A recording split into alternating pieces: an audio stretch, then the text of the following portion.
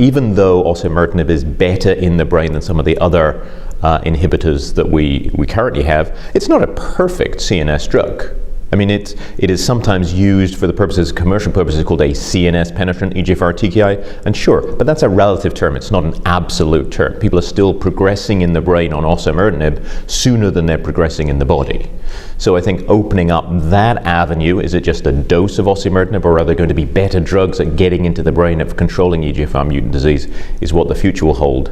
In the body, if you rebiopsy somebody on osimertinib who initially responded and then progresses, some of the mechanisms we understand. So you can get an additional EGFR mutation called C797S.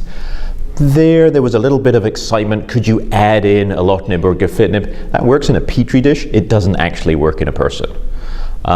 People are doing clinical studies adding in antibodies such as necitumumab or cetuximab. That's going to bring in toxicity. Maybe it will control the disease for a short period of time.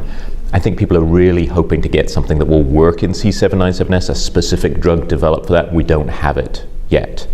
The other actionable area, and it's clearly actionable, is MET amplification. Now, we knew MET amplification was a resistance mechanism to first and second generation drugs, maybe about 5% of cases.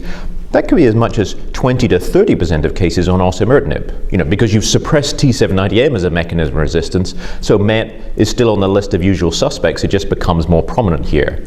The one challenge is it's a continuous variable. You can count MET amplification in different ways. Where do you put the cut point, and what test do you use to say, this is where MET is a true second driver and you need the combination?